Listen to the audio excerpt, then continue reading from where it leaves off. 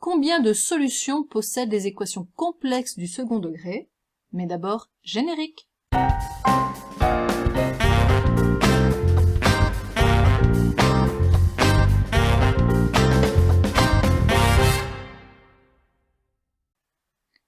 Dans l'ensemble des nombres complexes, toute équation du second degré admet deux solutions, contrairement à l'ensemble des nombres réels où il y a 0, 1 ou 2 solutions.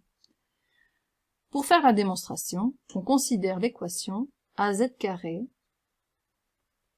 plus bz plus c égale 0.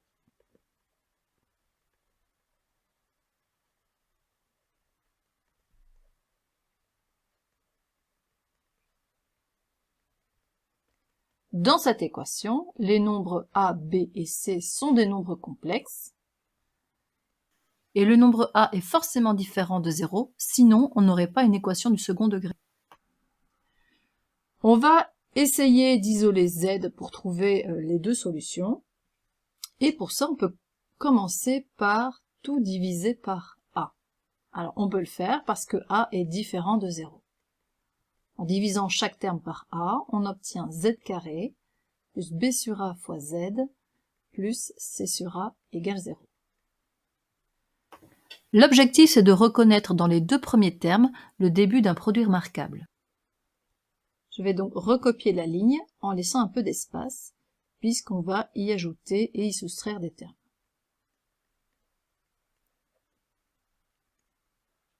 En fait, z carré plus b sur a fois z, c'est le début du produit remarquable z plus b sur 2a au carré. Mais si je redéveloppe ce produit remarquable, il manque un terme. Il manque b carré sur 4a carré. On va l'ajouter, mais évidemment on ne peut pas l'ajouter comme ça, sinon on change l'égalité du départ, et donc on va également le soustraire. À l'étape suivante, je fais passer le nombre c sur a moins b carré sur 4a carré à droite du signe égal, et on a moins c sur a plus b carré sur 4a carré. En mettant ces deux nombres au même dénominateur, on va reconnaître quelque chose de bien connu, puisqu'on l'en obtient b carré moins 4ac sur 4a carré. Et donc on reconnaît là au numérateur le fameux delta. Mais ce qui est important de comprendre, c'est que ici, pour isoler z, il va falloir calculer la racine carrée de la fraction b carré moins 4ac sur 4a carré. Et c'est possible, quelle que soit la valeur de cette fraction, même si c'est un nombre complexe, on peut calculer sa racine carrée, puisque un nombre complexe possède deux racines carrées. Écrivons tout ça. On cherche les racines carrées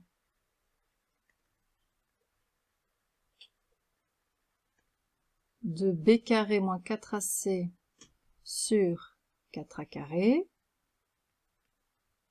qui est un nombre complexe,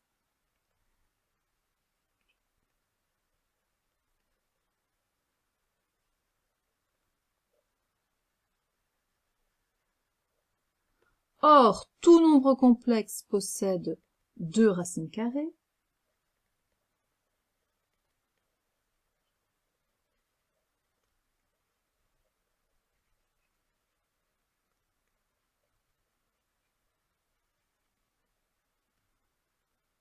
et ces deux racines carrées, je vais les appeler z1 et z2. Il s'agit donc bien des racines carrées de b carré moins 4ac sur 4a carré, soit z1 et z2, ces deux racines carrées. Donc finalement, pour calculer z, eh bien on aura z1 moins b sur 2a, n'oublions pas d'isoler z, et la deuxième solution, c'est z2 moins b sur 2a.